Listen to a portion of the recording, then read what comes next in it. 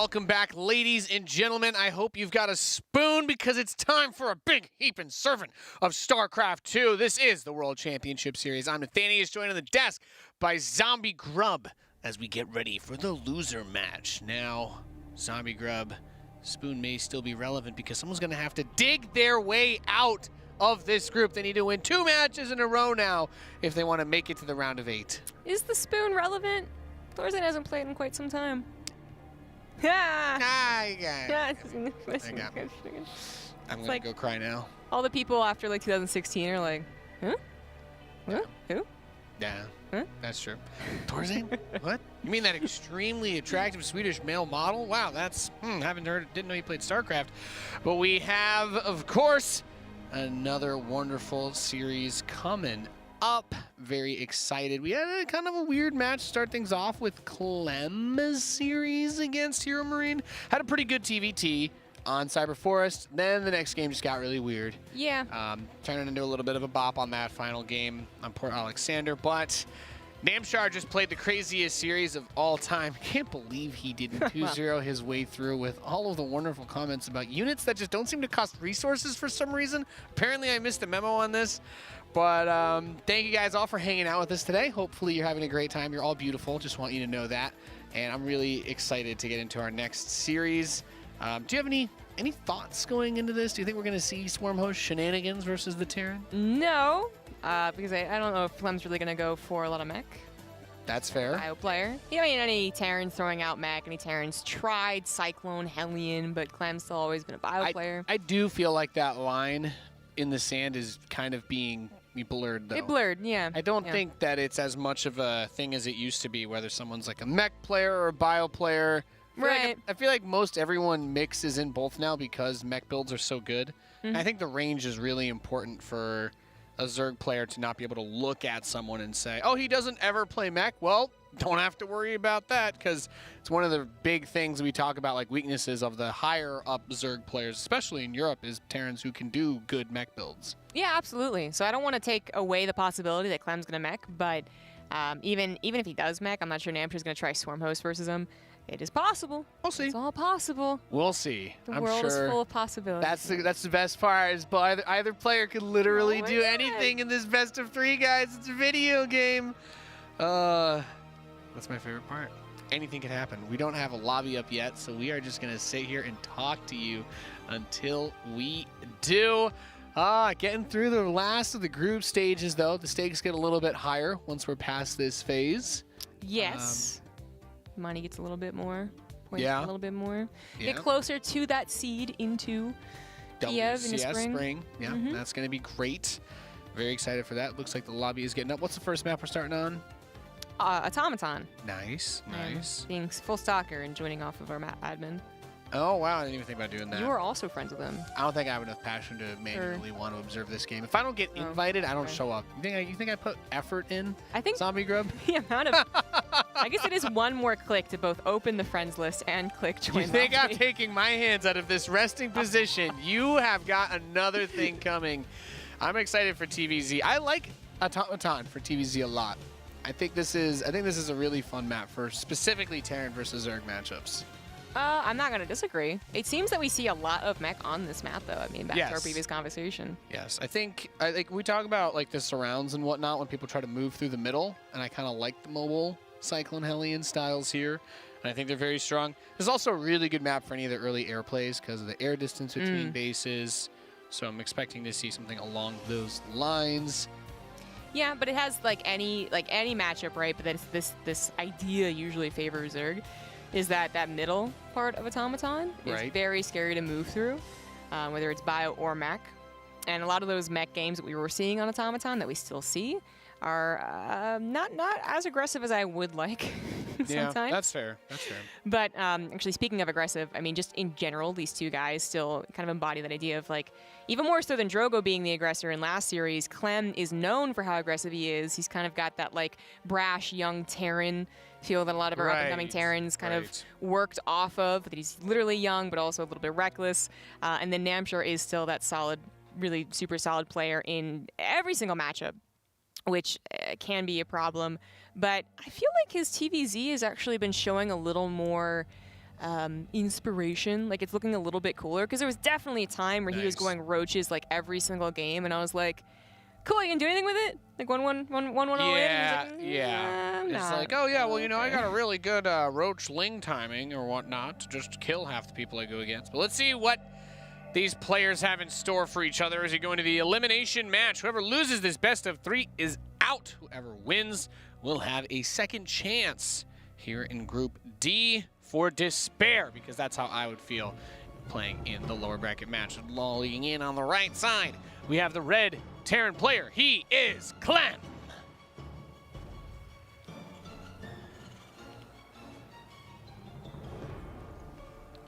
In the bottom left, as the blue Zerg, it is Namshar. The only skin he has on is the larva one. I mean, he has his own skin on, I guess. You know, that's probably true too. I don't think he's just walking around as a mass of muscles. When you start the sentence off with, like, the only skin he has on.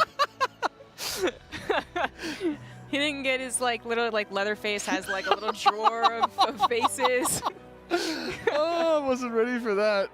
But yes, he has his own skin on. Yes, he does. Clem has... But this is no skins, he's got right? power armor, so we don't know for sure, right? All these units are wearing clothes to some degree. Yes.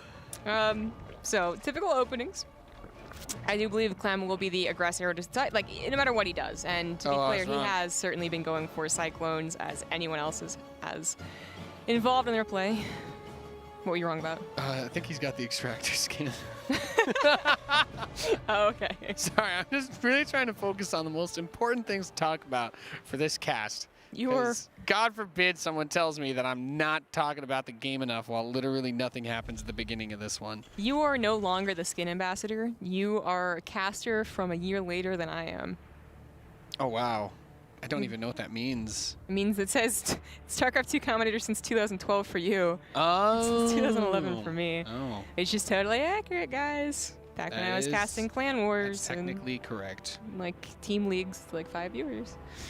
I cast a collegiate Star League match from my university against another in 2011, so I want to change 2011. Let's go. Oh yeah, you really should. Yeah. I guess technically, maybe my first offline broadcast was in 2011. That was my first experience with Twitch and like competitive StarCraft. I made my account to do a cast of Penn State versus Purdue in CSL. Oh really? Yep. That is interesting. I got invited to the MLG guys to help commentate the B stream of IEM New York, which was an awesome event. That was an amazing event. Yeah, but that was 2011. Anyways, enough about us. Well, the game is starting. Interesting things are starting to happen, I guess, you could say. Reaper doing its poking thing. Hellion follow-up to it is pretty par for the course. I think we'll see the first real interesting decisions made by Clem when the starport finishes. Is he going to get a tech lab with this barracks? Is he going to swap that tech lab and go for Banshee? Is he going to get a fast Raven? Are we going to see a fusion core? We have seen everything. In fact, yesterday, if you tuned in, you got to see a pretty dope double battle cruiser rush, the likes of which you don't normally see too much of in competitive StarCraft, but it is one of those builds that's kind of floating around. There are so many opportunities, there are so many options for Terran versus Zerg openings, and I think that makes this matchup really fun to watch, coming from my extremely biased Terran perspective. I think most of the matchups are fun to watch. But yeah, TvZ does seem to have the most variety, because we have like kind of like 3 different styles that are like obvious. Obviously there's like nuances to everything, but you have Bio, you have Cyclone Mech, and you have like Tank Mech. Yep. And then you have the different options for Zerg as well. You know, throw in a couple of all-ins, different openers. I mean, some of the Korean Terran players bust out the other fun styles that we don't really see any foreigners ever try. Like I know Gumiho has done like the Mass Thor Liberator versus Zerg as well, which is really good, but not something that we see a ton of. The Reaper comes in and pokes around. There's an armory behind this, so this just looks like it's going to be very straightforward. Hellion, maybe Hellbat, Banshee attack. And because of the way that this third base was taken, it's reduced the rush distance towards where the Zerg is significantly. Should help the Hellion reinforcements get there a little bit faster to make this push work. There is an Overlord scouting out the main base, so Namshar should have an idea of what's going on. Cloak is about to finish up, but so is the Armory. And Zombie Grub, the Baneling Nest is not ready yet, so these Hellbats could get a lot of work done. This is a little mistimed, but the Queen should be able to buy the time necessary. Well, actually, they're under fire from a Banshee as well, so they really can't try and kite these Hellbats. They need to get back to a Spore Crawler to some detection. This is becoming an issue. 3 Banelings, that's it. He didn't have a lot of gas to morph in a lot of Banelings, so 3 Banelings is all, and Clem is still rallying forward with Hellions. Namshar is going to take a lot of damage from this. Yep. All right, the Banelings are done, though, and they're going to be able to connect onto 2 of the Hellbats to finish them off. Would like to see that Banshee try to focus them down, but the Banshee will instead get the Queens, which is also fine. Hellbats are going to push the drones away from the 3rd base. Banelings are coming up. Gets a good detonation. Only 1 Hellbat left. So that should be handled, and with 2 spores, the Banshee is gone too. Clem is going to be going for mech. We have 2 factories on the way as this Hellbat kind of kites his way out. Is he going to make it? No. No, rip. He's not. F's in the chat, boys.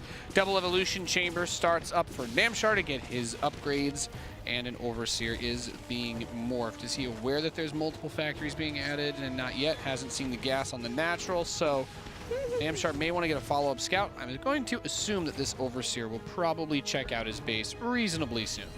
That ended up going all right. The Hellbats were a little clumped up to the Banelings. The Banshees were going over multiple Spore Crawler, well, Banshee, and that actually was not so bad. Very, few resource loss difference, and the Queens are still plentiful to hold off this Banshee, but what is around to stop these Hellions from just barging onto the 3rd base? This is amazing. I was going to say that Hellbat attack was pretty decently held, but being able to come in and just grab 10 drones like this is insane. I think the Banshee is tucked behind. There's another one tucked behind the natural in the airspace. So the opportunity to get even more workers is here, up to 11 now. Banshee's doing work. It's pretty good. And it's going to be Cyclone mech, looks like, too. Yes, yeah. So we had extra factories. They're not being scouted by Namshar, but it is, Automaton kind of has become a little bit like the Cyclone map, so I think he's predicting it. There's definitely a giveaway here with the extra Hellions that came in. If a Terran player does a Hellbat attack and they still make Hellions after, they're definitely going for it. You almost never see someone just build 14+ Hellions and go bio. Yeah, no, absolutely. you don't. It's not a thing. No. The question is it tank mech or Cyclone mech? And again, the map and the just recent trends, I would certainly guess that it is Cyclones. Namshar is getting both attack upgrades, so he is going to go for the ideal situation of getting a surround on the Cyclones, busting the Hellbats with the Banelings, and then the Hydras can actually work their magic, ideally on creep spread as well, which, gotta point out, wasn't really stalled out. It was stalled out because the Queens are busy doing other things, but the Queen count is still high enough, actually even making more now. So it should explode if Clem's not careful about it. And Clem is being careful about it. He's actually sending a very small pack of army to try and take it on. Guessing that Namshar doesn't have a lot of army, which he absolutely does not. Just 25 lings there. Nope. Not a lot to take on Hellions. He's getting +1 melee, which will, of course, be nice. But when Blue Flame finishes up, those Hellions should be able to get a lot of work done. And I do think the lack of Carapace upgrade is an interesting thing, because he's just focusing on both attack upgrades. He wants to have all of that. So Blue Flame will be really nice for the Hellions. He does not actually need attack upgrades to continue to two-shot the Lings, because there's going to be no armor for the Zerg forces. So this should just be a very straight-up micro battle. And interested to see where it goes. You got to be careful with the Hellions, of course, because they are crazy fast, but those Banelings with speed, if they're able to connect, those Zerglings are going to destroy your Cyclones very easily. Infestation Pit is about to finish, so I would like to see Infestors against this comp. It's pretty strong. Or alternatively, we sometimes see the 6 to 7 Vipers off of a faster Hive that are also very good at just nabbing all of those Cyclones and pulling them into their death. Yeah, I'm guessing that's for Hive, and there we go. Okay. So it seems like the Koreans actually for a time had more of the fungal response, whereas the Europeans were really strong about the Vipers. A combination of two, either or, they're all good, basically. Yeah. But the Vipers are usually the preference I would see here, and then maybe later down the road we'll see some Infestors. But can he get to a decent number of them? Clem has been a little active on the map. He has stalled out the creep spread a little bit. He now has a bigger army, 3 bases, 4th base almost done. He didn't actually get that second armory though, so we're not talking about amazing upgrades on this mech, but he is starting Liberators. It's just armor upgrades, and for most of these units that's going to be fine since there's no armor upgrades for Namshar. So it's kind of like they're just kind of getting upgrades that cancel each other out only. But there's a lot of Hellions, excuse me, a lot of Cyclones. And Liberator to follow this up is always nice. Great anchor points, but also great for harass. I think that one thing Clem's done a really good job of is keeping these Banshees out on the map, constantly poking. He's got 20 drone kills so far this game. But you got to just make sure to focus on getting rid of that creep. That's what really allows you to bully a Zerg player with the Cyclones. A little annoying that the Lings hit right before that planetary is done, but we are talking about reinforcing Blue Flame Hellions, so against mech it's usually a little less of a big deal. Crispy Ling barbecue there. I said usually, and then yesterday, you know, Masa lost like 50 SCVs to it, but yeah. now the planetary is done. Let's gloss over that. The first Viper's coming out, and he starts +3 attack. Wow. Both upgrades. It's really weird, actually. I don't remember the last time I saw a Zerg player do it like this. There's no carapace at all. 6 Vipers now. That's about what I was expecting. It's certainly not the first time I've seen the double upgrades, but yeah, I would say it's like 30% maybe, not even even less. It's only funny to me because if he had gotten carapace upgrades, his Lings would be able to survive a whole extra hit from these Hellions because there are no attack upgrades for the mech. Perhaps it is one of those things where like a lot of Terran players are adding on that second armory, whereas like when the Cyclone first came out, it was like literally only 1 armory, but yeah, this game is again only 1 armory. Sieging up this choke, I mean, he's a little like... The Liberator anchor point is really nice, but the Vipers are out, so I assume they're just going to get energy. Try to go ham. Fusion Core finishing up with 2 extra starports for Clem. I'm going to guess just Liberator range to supplement this and make it a bit stronger. I'm not expecting battle cruisers. As much as you would hope it. I mean, they're good units, but it comes back to that second army that you were talking about. I guess after +3 vehicle armor, he could go into ship weapons. I think so. I'm going to assume he would go for ground mech weapons instead. Actually, I'm going to say that he goes for ship. Okay. I think that's what we do see like off of the single armory play. But I also would say that a lot of the time we are seeing a double armory because Clem is at this point where he has had enough minerals to slap down a ton of command centers, and he also does have a decent amount of gas since they haven't really traded a whole lot.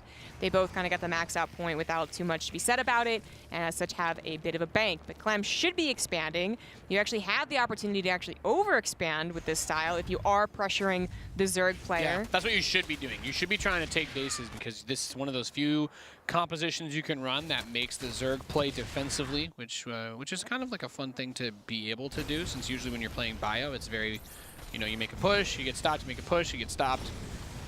Yeah. You try to do drops, but Cyclone Hellion is all about just constantly keeping pressure on the front. We do finally have that Carapace upgrade coming in. Liberator range is almost ready. But Transformation Servos with a couple of extra factories. I love Transformation Servos. So good. Gonna catch a Viper for free out on the map. Really nice grab there for Clem. Namshar was set back down to 5, but he's actually making 2 more. So still a solid count of 7 Vipers on his way to a greater Spire. With a second Spire, he's gone to 3 Evolution Chambers. By the way, we had a Carapace upgrade finally started, actually almost complete. And Clem is not finding any way to quite break up these ramps. That is going to be the most difficult thing to do. If his Liberator count gets really insane, though, right, that where the Vipers die, like either one or both, I guess ideally for the Clem. key to these fights is to, if the Liberators start to get abducted, to immediately re-siege them while they're being pulled, still over the Hydras, so that you can just continue to kill everything with the Cyclone Hellion.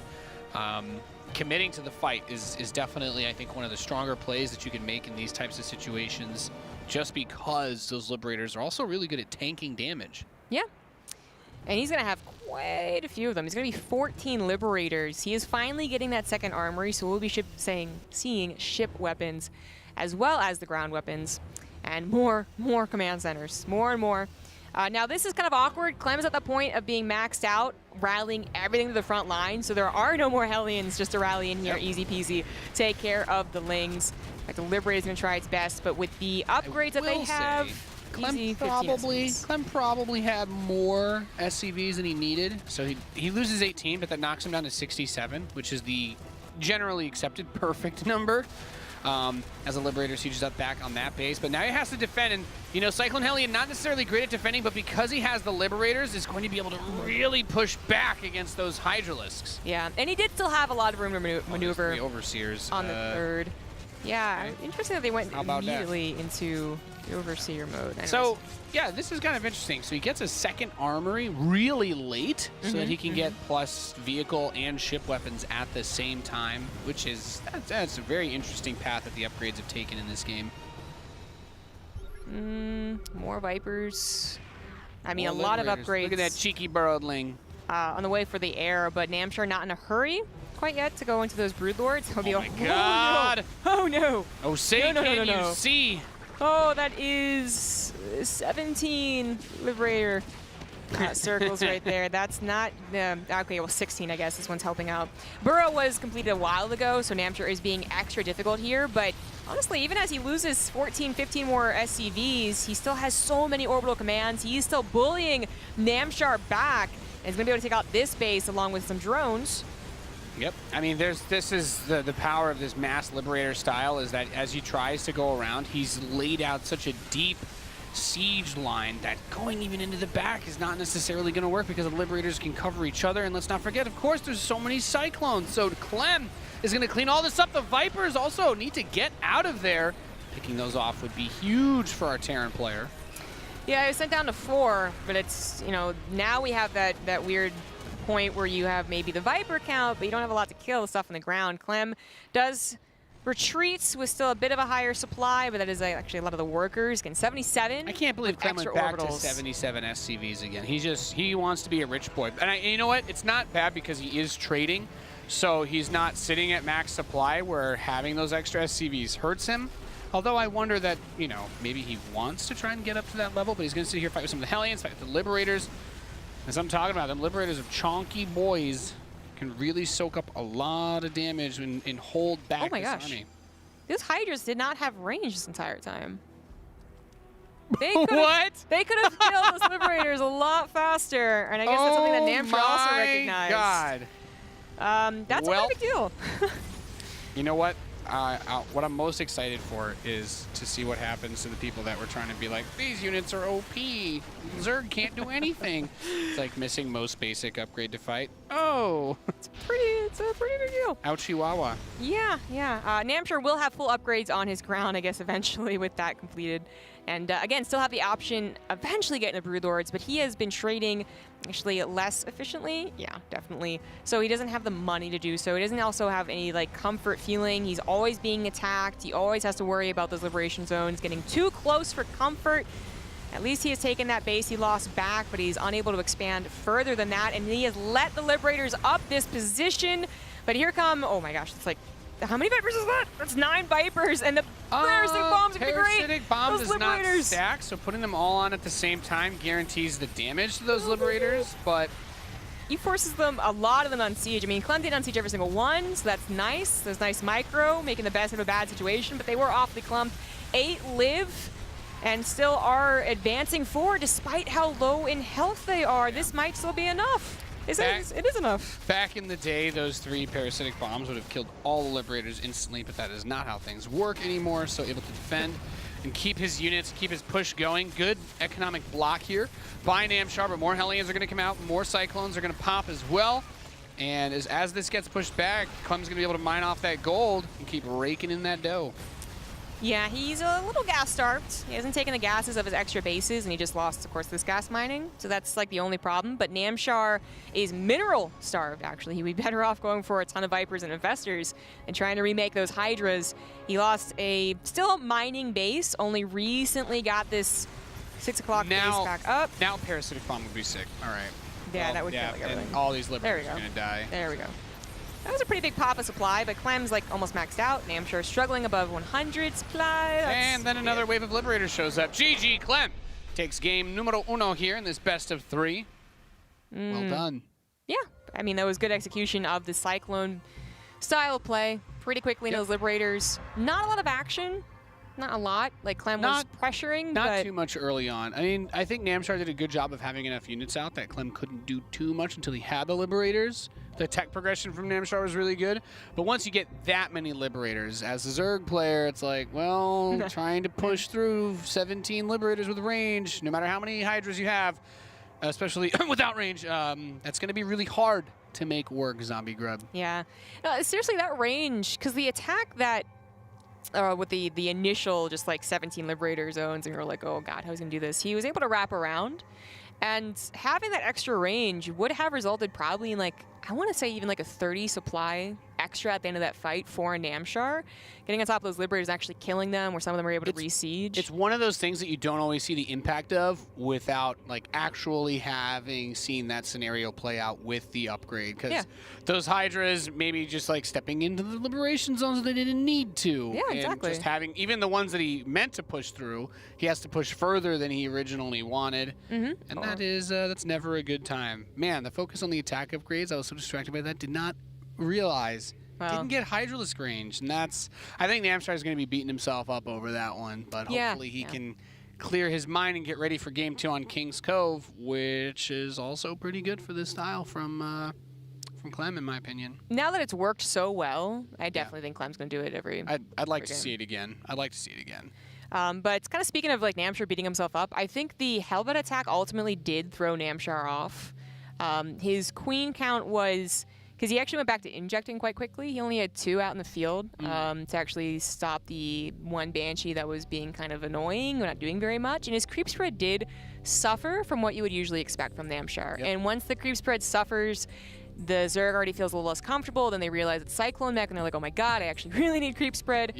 And those tiny pokes and prods were just enough from Clem not to commit, but they got like 6 creep tumors every single time. Like there was, I think Namshar was forced into an uncomfortable position off of what actually wasn't that big of a deal of a Hellbat attack. No. But I feel like it was what threw him off. The follow-up to that Hydra range. The follow-up to that was definitely much more painful, because he had a lot to deal with the Hellbats. Like, lost a good amount of lings, maybe a queen or 2, but only lost a single drone. But then the Hellions running in and getting 10 drones, and then the Banshee behind the natural getting a few more, was definitely a huge factor in that map in particular.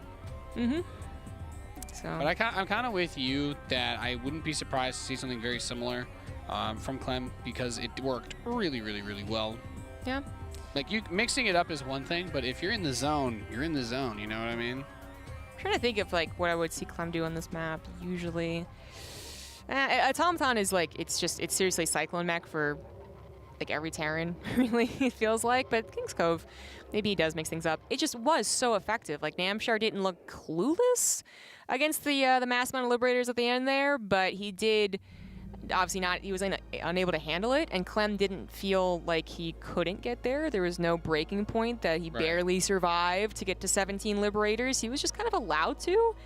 And if you're going to get to 17 Liberators, you're going to feel confident. Yes, yeah, that too. 17 ranged Liberators is really, really difficult to deal with. Yeah, with all their armor upgrades. Yeah, exactly. So. Yeah. And like I said, Liberators are also great for tanking. They, 180 hit points. I think the only units Terran has that have more health than that are the Battlecruiser and the Thor.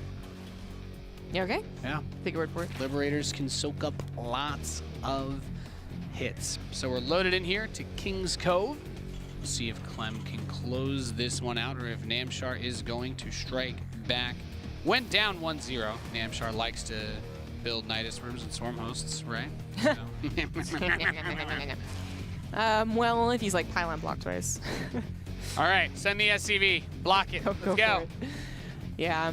Unfortunately, Namshar, now on his literally last life. I mean, he did show a style that could have been out in the map. He did show that he's capable of getting some pretty nasty run-bys. It's just happening when Clem was already pretty comfortable. So 17 SCVs dying was not that big of a deal. 4 bases, 5th orbital on the way, like so on and so forth.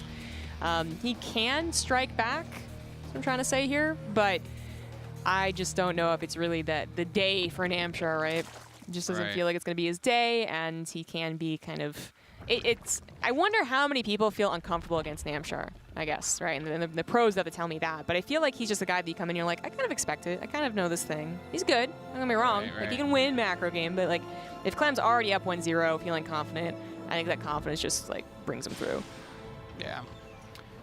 Let's see what happens. I mean, Clem does have the freedom of being up 1-0. He doesn't have to do what we're talking about, where he plays a style that's trying to capitalize on his opponent being weak against this or that or the other thing. There's still a lot of builds that are specifically good on this map. With the way that he's chosen to start, just a regular Reaper expand, it's It's not like we're seeing a Masa build where it's like, I'm going to build 12 Reapers and just try and lock you in your base while I get up to Cyclones. But this map is also, this is one of the few ones in this pool I really like for even like Liberator Range Rush. We don't really ever see that anymore, but there's a lot that you can do here. But with the way that the natural and the third are defensively postured as well, like you can open it up with like Marine Tank and be good with that too. This is not the first time I've seen this as a third. It just is the first time I've seen it in pro games. No, but seriously, this is a little uncommon. You are putting yourself on the low grounds, and I guess technically a bit closer to yeah, it is closer to Clem's third, which usually is not the ideal, but it's not going to be scouted for a little while, so there's always that initial panic from the Terran.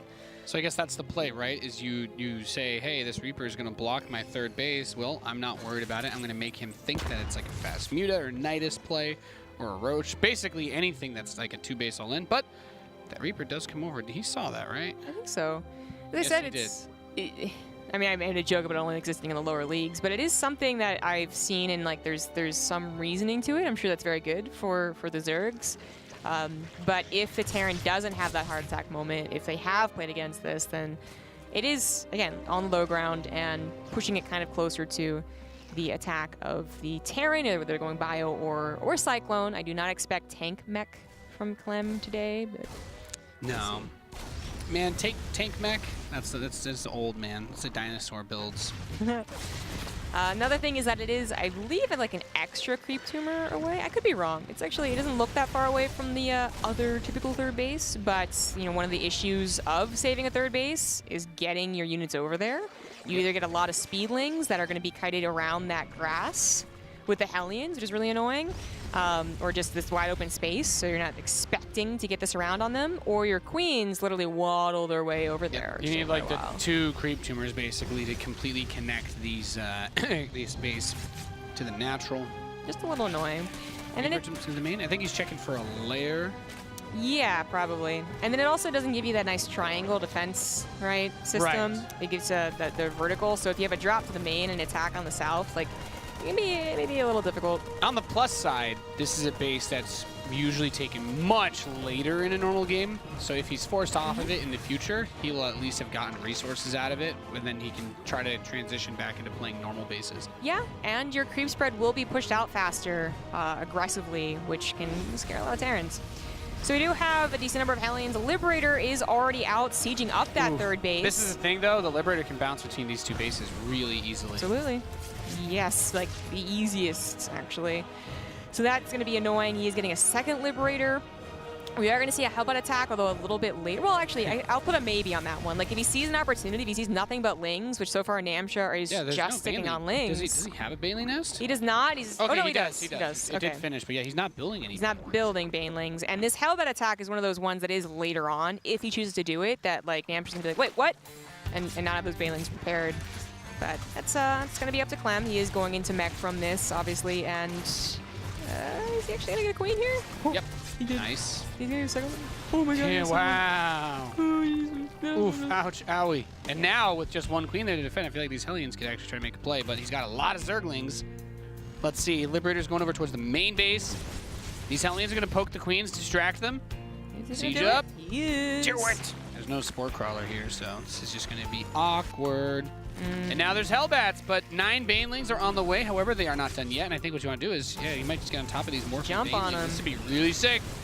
This is free damage for the queens, right? Which is, I guess, the downside. But if you take away the power of the splash, then it's still going to be an okay trade there. Solid split on the Hellbats. Still going to get cleaned up there. Liberator in the main is pushed back, but it's tucked into the corner now. More factories, so yeah, I think we're going to see it again. Nice. Yes, indeed. That's harass has been. There's been some fun harass coming out of him. Third base, maybe want to try to take it.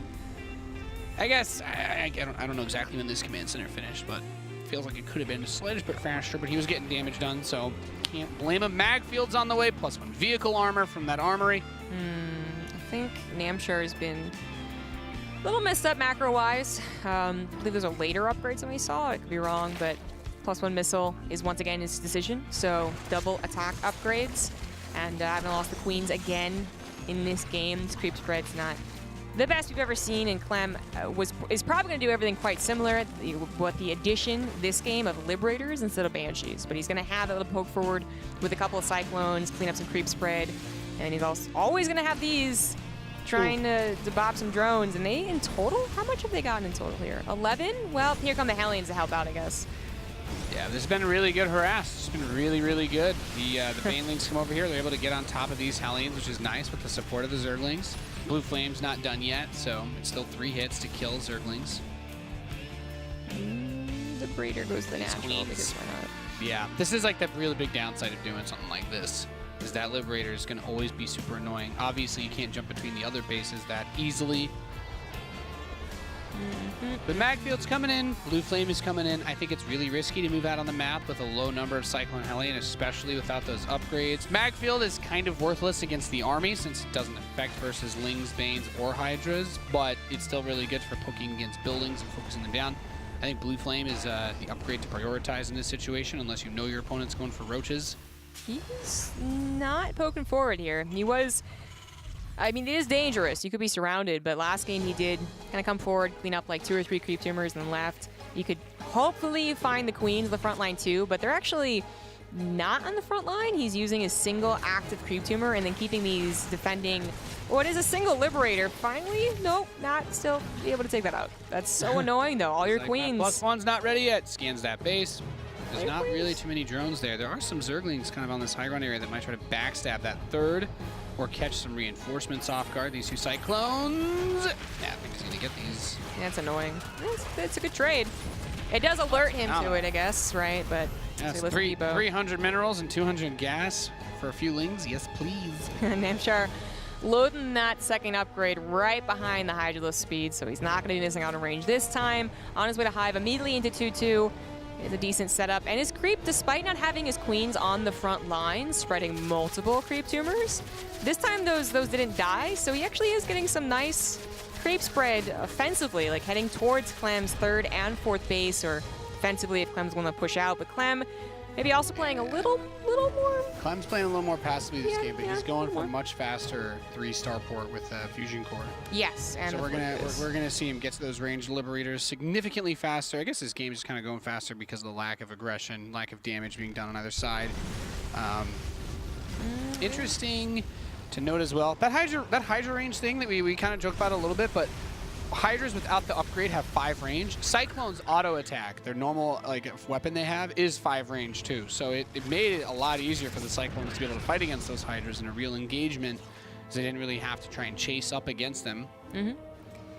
Faster Spire, I believe. Like he's this type of harass becomes nightmare tier, by the way, once Liberator range is done. Absolutely. It's actually already pretty darn good. He got those queens, he got a couple drones, more drones, and then still double harassment being the natural, or 1-to-1. Yeah, double in the natural, or oh yeah, fourth, so the queen to deal with this. Good luck.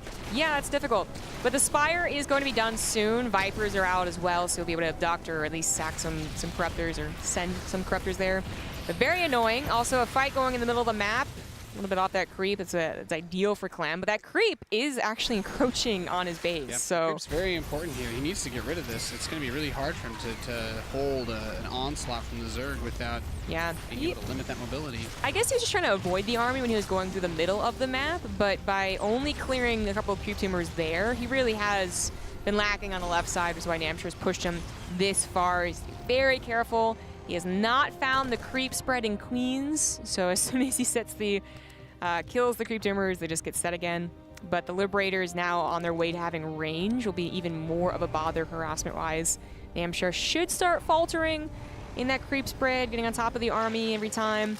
But he is skyrocketing up to that Greater Spire. We didn't get to see it used last game, but that was also because Namshar had started taking bad trades against those Liberators and was unable to afford it. Could be different this time. Yeah. Advanced Ballistics finishing in about 10 seconds. That is going to open things up here. And I think that's when he should be able to start to really push the creep back. We'll see. 4 Liberators being made at a time. No. No, he didn't mean, no, that upgrade. He clicked on that in accident. I think he pressed the hotkey for Liberator range and then accidentally hit the hotkey. He actually has Liberator range already, though. Yeah, well, that's what I mean is he probably queued you, it. like, fat-fingered it? He probably queued it, yeah. You're probably right. And, I don't know any universe where you play Cyclone Hellion and you want to get high-capacity fuel tanks. Unless you're going to, like, Doom Hellbat drop onto the Hydra, in which case you still don't need the upgrade. Exactly. It's not an upgrade you really need. So that's going to be kind of funny if he ever gets a medevac. Maybe he'll notice. But it looks like he won't be noticing that money sink. That he is at that point where he has a lot of bases. It's not an expensive upgrade, I guess. It's an easy one to accidentally get if you don't get that range upgrade too much. And I don't even know where those keys are. I think the medevac boost upgrade is normally R, and Liberator range is normally N. So I actually don't know how you fat finger that unless he changed Liberator range to be right next to it. Oh well. I don't know. It won't be as bad as forgetting Hydra range. I think he canceled it. No, he finished it. Never mind. That's going to be awkward. Okay, so Liberators now out in number with their upgrade, and Vipers already, I mean, hopefully going to be able to tackle them, but they're also going to have to help tackle some of the harassment Liberator range, which kind of coming in here awkwardly on this base, but so be it. If it works, it works. Namshar's entire army is actually moving back to deal with that. He realizes his mistake and does reposition. Clem is going to take this middle base, and that's going to put him in a very powerful position to both save his economy as well as push from that base with static defense too in case things go wrong. Oh, gets a couple of the Vipers. I think he gets 2 kills on the Vipers there. Really nice. But this right here is the most important thing he can do. He has to clear this creep up. Oh, missed the supply depot. That's feels bad, but his army's not that far away. We're on King's Cove, where if you get that 4th base up and running, you get your 5th and your 6th, and also your army's probably not that far away.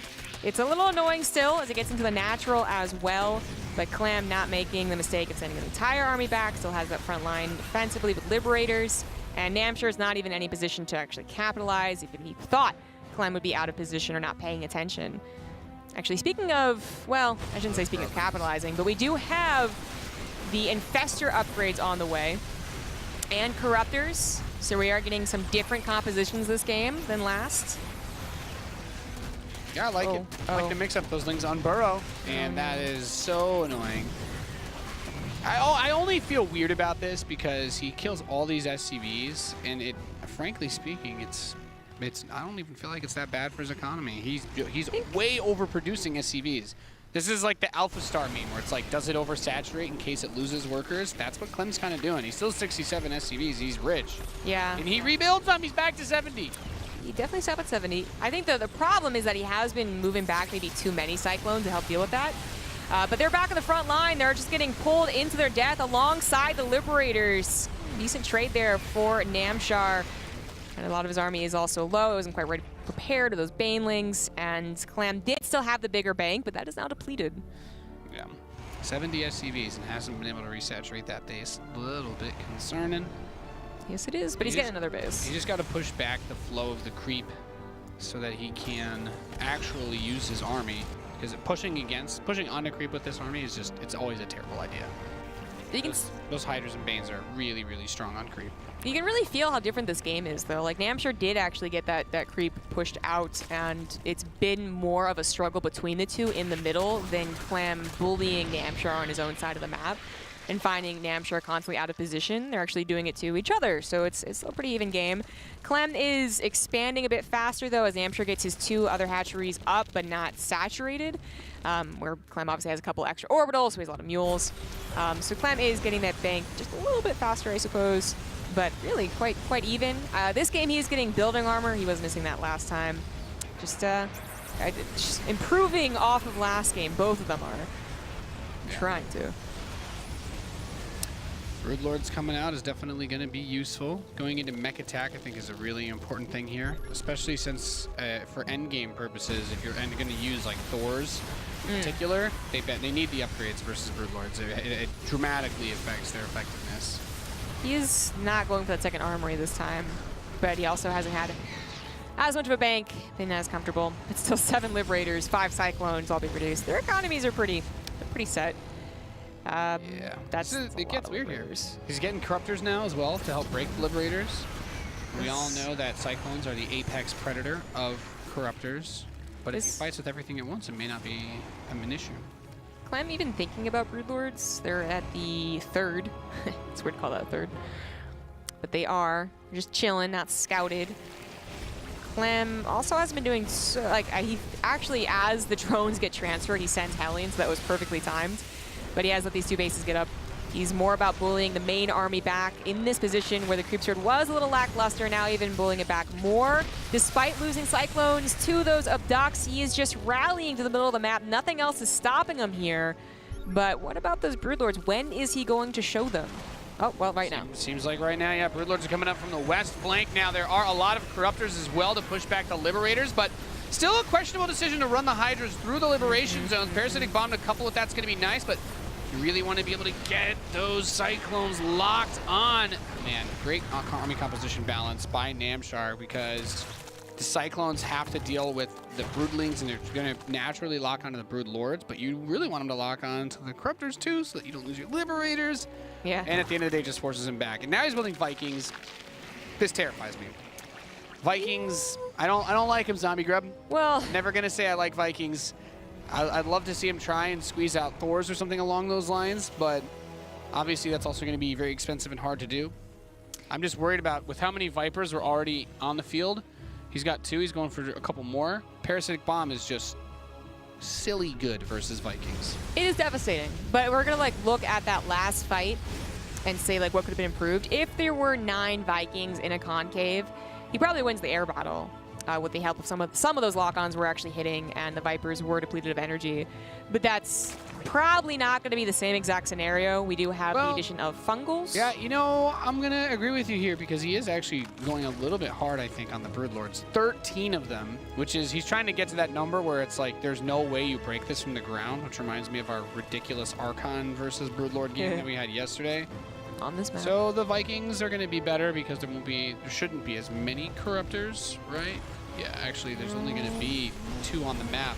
That's the problem. These Vikings, if they get a concave again, like they could be fungled and parasitic bombed all in a clump. Then they die. And it's laughable. You just wasted a bunch of money and supply.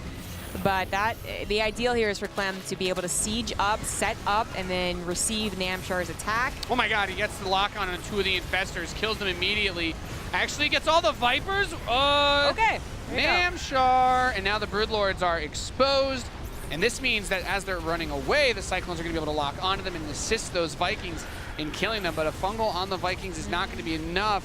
Not enough. Not enough. Maybe if there's 4 of them and a parasitic bomb. But those Vikings, while injured, are still looking for their targets. Not enough Corruptors, not enough Queens. No Spore Crawlers on the front line. Wow. Clem has probably just broken Namshar here. Dude, Namshar just like, he was like, I got a sick army. He's like a kid with like a new skateboard. He tries to do a trick and just fell straight on his face with that engagement. That was absolutely brutal. Lost so many of his tech units before it even started. And now these Vikings, yeah, they're going to be able to do everything that they need to do. That third base is killed. The Corruptors are getting smacked back. But because of all the starports that he had, he can build a ridiculous number of Vikings with this. The Liberators can help clean up the Broodlings. He's got the Hellions, and now the Cyclones being able to assist. Should be pretty much everything that he needs. The supply tells the story, Zombie Grove. Yeah, right. That more than anything else. Clem is kind of remaxing as he takes this fight where Namshar is struggling. Namshar clearly just kind of thinking that end game, that air superiority was going to win him. He had really good upgrades compared to Clem, who never went for those ship weapons. Well, not until now. And it just didn't work out. Overmade the Broodlords, lost all of his spellcasters before the fight really began.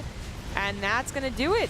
When your opponent can kind of actually change their composition easily because of their income and their production. This fight looks a little more awkward than it should just because the level 1 ship weapons, I think, only like just finished. And there are level 2 air carapace. So those Corruptors are dummy thick and those Broodlords are a little bit more sturdy than normal. So those Liberators that were fighting air to air, it's like actually just tickling. It's, you can almost hear Corruptors laughing, except they don't have vocal cords because they're monsters.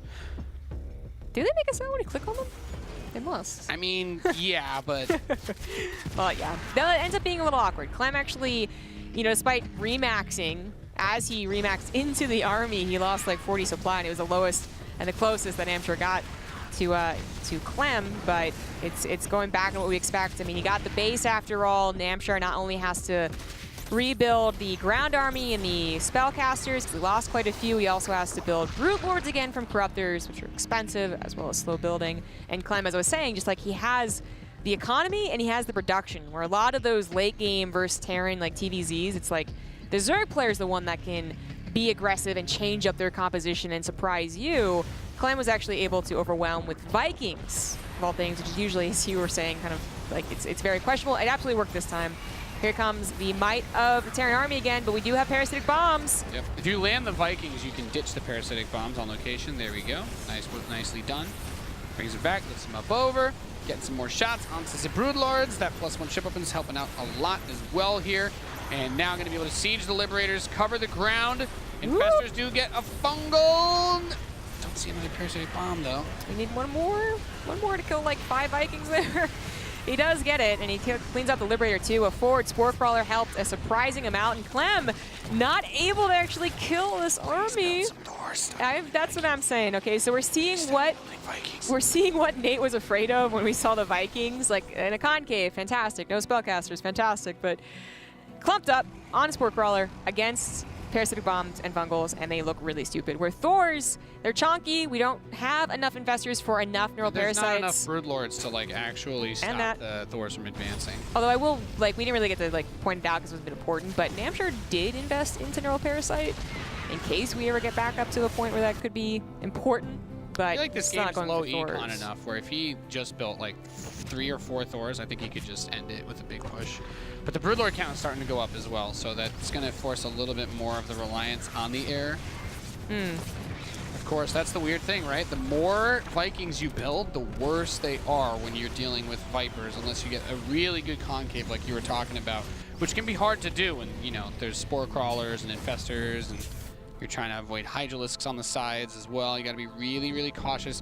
Really, the big thing that makes Clem look like a genius in this game is he did a phenomenal job abusing the ability to take over the map while his units did a great job. I mean, honestly, I feel like I'm in some weird math class because the number of sensor tower circles on the minimap is also redonkulous. Like, yeah, that's a little weird. There are 6 sensor towers on the map. Yeah. Namshar's actually looking for a fight here? It's a little surprising. Okay, I was going to say it's not worth saving those Hydras. They are pretty much dead. I want to see those Liberators splash on. He's going to try. Parasitic Bomb on the Liberators, 1 on the Vikings. Decent split away from it, though. Still trying to get whatever little benefit he can against, again, the Vikings, which are going to be the most vulnerable, easiest thing to throw away for Clem. Yep. Another parasitic bomb with a fungal, and all the Vikings could die, so you need to be extremely careful. He's definitely aware, but it's just something that if they have enough, you're not going to be able to split away from. And that's what Namshar's looking for, but that's where the Liberators do come back in, so the Infestors can't quite grab for it. I mean, right now, Clem is just, he's got his boot on there we Namshar. go, there we go. He's just trying to force it down, and that's a disgusting fungal parasitic bomb. The infested Terrans also obliterate air units if they get a chance to shoot at them. So the Broodlords are going to try to come up and push the ground army away. So far, it is working. Just dies. Just build a wave of Thors. I am absolutely with you. I think he's like really... He has enough money. This is like the funny thing is Clem can force this inefficient army composition to still win because he has so much money. He has so many bases. It is a little concerning, though. This is the type of thing where if you keep throwing an army, and he has also not been able to get these extra 2 bases up. The accidental gas bank of Clem, he has about a 1,500 gas in his 3rd base that he just hasn't been mining for like the last 15 minutes in this game. So he's actually just found 2 fresh geysers that are already in his base that he can mine off of as well. Well, that's nice. And he is getting the corner bases up, which he's been denied for quite some time, putting it into that like, well, you know, what if? But if he's got that up and running, then it's back to, okay, you kind of do whatever you want. But Thors would seem like the easiest option. Gets an infestor there with those Liberators. Yeah. Get +2 air weapons, please. That's please with sugar on top. Yes, Namshar did upgrade all the way to 3/3 for there. So yeah, he's been pretty good on that. Those Corruptors have 5 armor now. They are very, very powerful. Eventually Clem will break through. He has finally sought out the mining from this base. He was kind of looking towards the middle base, and then the right base, and the middle base, and the right base. And I guess he's mostly attached to the top right.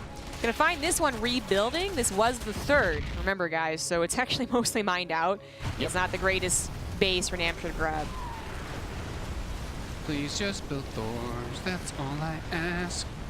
It's very surprising. The scariest thing about going for Thors is certainly Neural Parasite, but You know they don't have a lot of infestors. With this many Liberators And to cover the Thors, I don't absolutely. think Neural Parasite's an issue. And that would be covered by the Liberators, at least in the most part, unless they got some really sick, like, surround situation. Gets the base. Ah! First run Thor. by. First Thor. There we go. Hallelujah. Yeah, especially since the Thors have been kind of upgraded versus Broodlords a while ago at this point. Yep. Like, there's really Well, no reason not to. +3 attack Thors kill Broodlords in 4 shots, so they're really, really good. I think a +3 Thor single target versus massive is 70 damage. Namshar's probably thinking that he can, I mean, obviously he's thinking he can bring this back. It's also the last game for him, so there's multiple reasons why to stick in it. But like, if he was still facing the same Viking Cyclone composition, I would be giving him the benefit. But once the Thors make their appearance, hopefully plural, he only made one, Yeah. but once there's more than like 2 or 3, then I think that's when all hope is basically lost. Because the Liberators can cover, Liberators cover, and then the This is Thors so have weird, more I range guess. for Broodlords. He's going to engage. I love here. this. I love this is the Terran is like, oh, Liberators do anti-air, and it's like, do they though? Like, No, they don't. they do to help take out, I guess, some Broodlords, but that was not really the best trade there, The especially Liberators gas-wise. soaked up shots for the Vikings, Yeah. I guess. Exactly. You could say. But you see that huge concave, and you're like, I got this genius idea. But it is probably down in a situation where Clem just has Finally the money gonna break him. that he can do that. Clem is really trying to keep this one close. He has lost all of his Liberators in doing that, by the way. And he does not have a gas bank. That's the type of thing that if he's not going to change up his composition, Namshar's like, I still got a chance. So you're saying there's a chance? He is a slim one. I mean, Namshar really, if he had 2 mining bases, I'd be like, sure. But he's down to kind of 0 mining bases right now, like half of one base now. Maybe, yeah. He's trying to run by, I mean, a counter, whatever you want to call it, like kudos, but that doesn't work out very well. And that is actually going to be him just throwing away his army and dying. So Clem, There we go. Clem's Thanks, gonna Namshar. win this game, but he's actually lost more resources than Namshar. He went for the meat grinder strategy. GG is called. Clem does it. 68,000, almost 69,000 resources lost by Clem. Watching a Yeah. game like that, it's like, for me, it's painful because that army was clearly not as efficient as it could have been. I think if he had gone for a few Thors earlier, this game would not have gone to 30 minutes. Nope. Especially since he lost more resources. We saw a Terran player throw away more to kill a Zerg because he's like, I'm just going to use this less efficient comp, but I have more bases and income, and that's how I'm going to kill you. I'm just going to drown you in my blood. But it worked. So congratulations. Namshar's eliminated. Clem advances on, and we are going to go to our winners match next. Take a look at the schedule. The loser of this series is going to drop down to face off against Clem in our decider. But that leaves us with our winners match coming up next. It's going to be Hero Marine versus Petit Drogo. We'll be back with the StarCraft 2 World Championship Series in just a few.